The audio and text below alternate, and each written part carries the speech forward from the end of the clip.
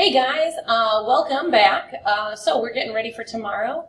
Today we're going to solve and graph compound inequalities.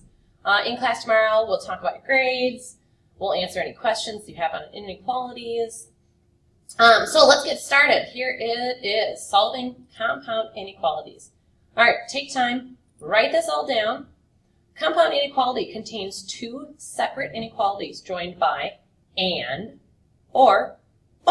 So you're going to see all those. The graph of a compound inequality with and is the intersection of the graphs of the inequalities. Again, pause whenever you need to, write it all down. So here's an and statement. X is greater than negative 2 and x is less than or equal to 3. So here's x is greater than negative 2. Here's x less than or equal to negative 3. So you can see it's all of these values in between. But if it's like 5, that doesn't meet this criteria. Okay, so here's another way you could write it. These mean the same thing. Make sure you have that filled in on your graph. All right, the graph of a compound inequality with or is the union of the graphs of the inequalities.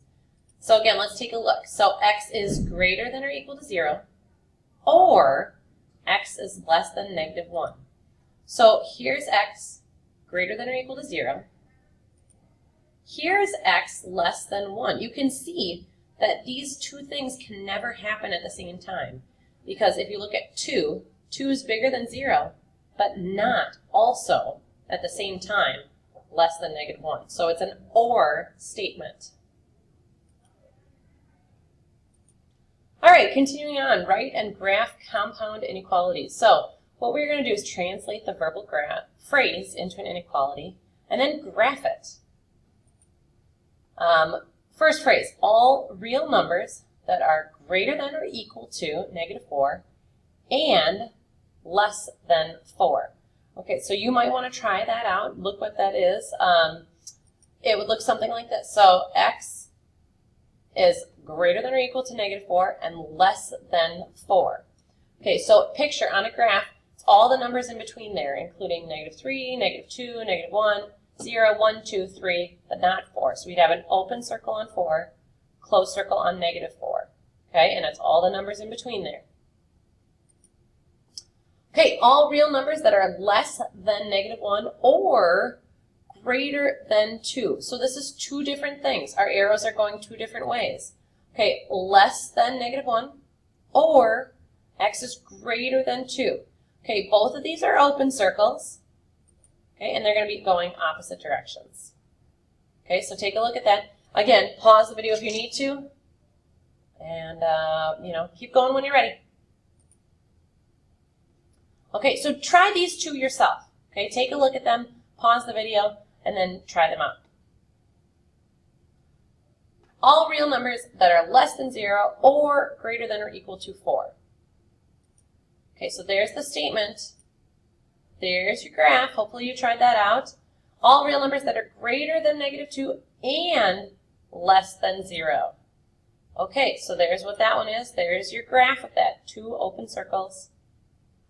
On negative 2 and 0. Again, pause if you need to. And make sure you have all this written down. Okay, last part. Hey, on any given Saturday, Miss Beal does between 20 and 54 math problems. Nerd. Okay, write and graph a compound inequality that describes the possible problems Miss Beal does. I don't know why I'm saying nerd. I spend like 8 hours on my grad school homework a weekend. Oh, okay. So, first off, between 20 and 54. So that's an and statement. Okay, so let's write that out. 20 and 54. So x is greater than or equal to and less than or equal to 54. Okay, and then you just need a graph. So it's all the numbers in between there. We have an open or closed circle. Closed circle on both. And there's what you have. Okay, bring any questions you have to class. Write down and bring any questions you have to class tomorrow. Have a great night.